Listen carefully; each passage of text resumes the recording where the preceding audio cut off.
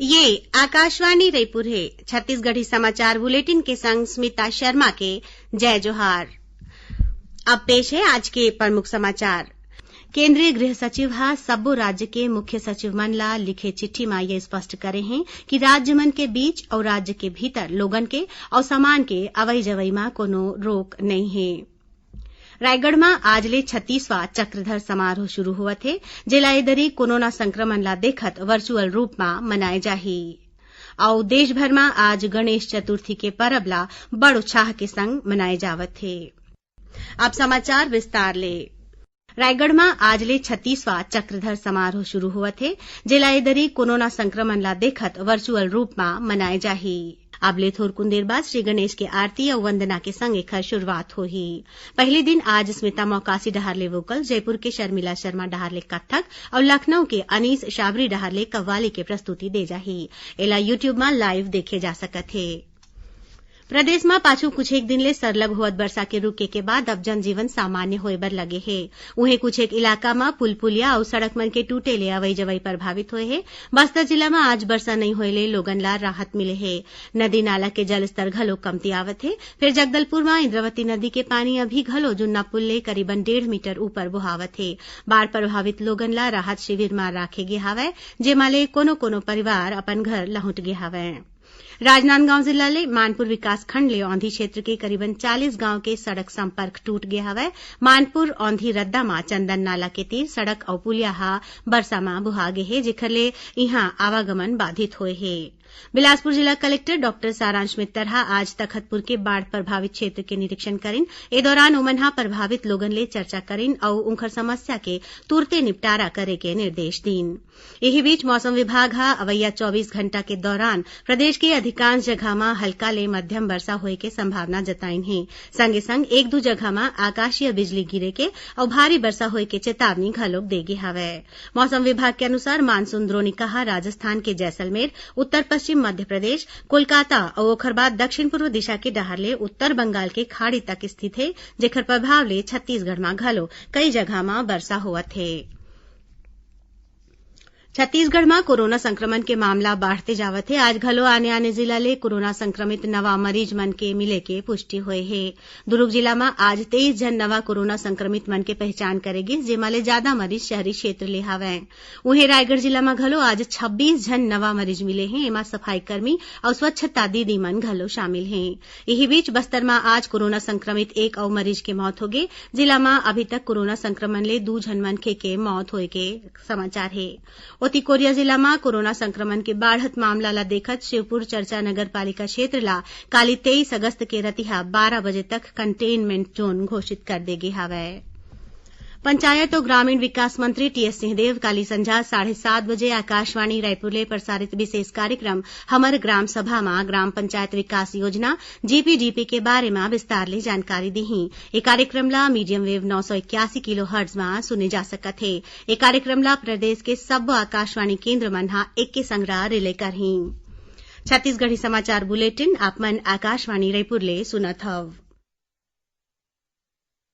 छत्तीसगढ़ के खबर ले है आपके वास्ता और खबर के विश्वसनीयता ले है हमार वास्ता।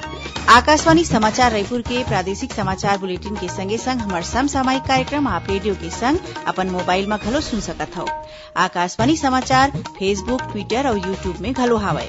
हमार फेसबुक पेज हरे Chhattisgarh news on AIR, Twitter handle CGAIR news और हमार यूट्यूब चैनल हरे छत्तीसगढ़ AIR न्यूज। तो अब रेडियो के संगे संग आपके मोबाइल के माध्यम ले हम आप तक पहुंचत हन। छत्तीसगढ़ के हर खबर पर सुनत रहो आकाशवाणी समाचार। अब आगू बढ़बो बांचे समाचार कोती। राष्ट्रीय परीक्षा एजेंसी NTA हा कहे है कि नीट और जेईई परीक्षा कराए बर शिक्षा मंत्रालय के निर्देश के पालन भर बड़ इंतजाम करेगे हावय। जेईई मेन परीक्षा 1 ले 6 सितंबर तक और नीट परीक्षा 13 सितंबर के कराए जाही।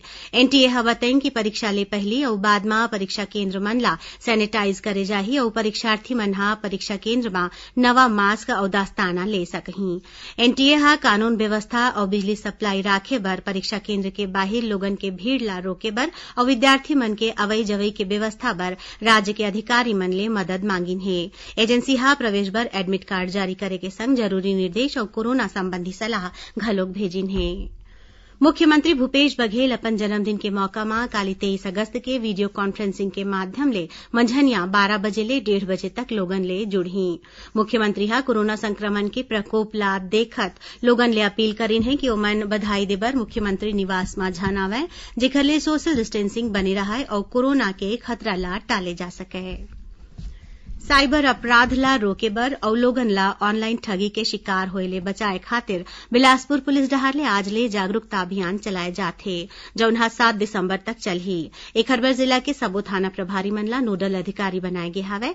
थाना के प्रत्येक कर्मचारी मन हा 25-25 लोगन ला इस संबंध में प्रशिक्षण दिही। प्रशिक्षित हुए लोगन ला साइबर मितान के नाव ले जाने जाही और ये साइबर मितान मन हा ग्रामीण मन ला साइबर अपराध ले बाँचे बर जागरूक करही। खबर के मुताबिक बिलासपुर जिला में पाछू 7 महीना में 250 ले ज्यादा लोगन ऑनलाइन ठगी और साइबर अपराध के शिकार हुए हैं। बस्तर जिला के करीबन 2000 आंगनबाड़ी केंद्र मन में सुपोषण अभियान में 40,000 ले ज्यादा लइका मन ला अब मूंगफली और गुड़ ले बने लड्डू और गुड़ वाले काजू दे जाही। राष्ट्रीय ग्रामीण आजीविका मिशन बिहान में काम करैया स्व सहायता समूह मन ला एखर आपूर्ति के जिम्मेदारी देगे हावय। जिला के 25 ठन स्व सहायता समूह के माईलोगिन मन हा ए खाद्य सामग्री तैयार करही। उहे राजनांदगांव जिला में लइका मन में कुपोषण ला दूर करे बर आंगनबाड़ी केंद्र और मितानिन मन के माध्यम ले चिन्हांकित लाभार्थी मन के घर तक सूखा राशन पहुंचाए जावत थे। देश भर में आज गणेश चतुर्थी के पर्व ला बड़ उत्साह के संग मनाए जावत है। बुद्धि, विवेक और समृद्धि के प्रतीक गणपति के 11 दिन के तिहार आज ले शुरू होके चतुर्दशी के दिन संपन्न होथे। प्रदेश के आने आने जगह में भगवान गणेश की मूर्ति स्थापित करे जावत है। कोरोना संक्रमण के सेती ये बछर सार्वजनिक जगह में गणेश भगवान के मूर्ति ला नहीं बैठारे जावत है। उन्हें प्रशासन डहार ले गणेश प्रतिमा के स्थापना में कोरोना संक्रमण ले बचाव के निर्देश के पालन करे बर कहे गे हावय।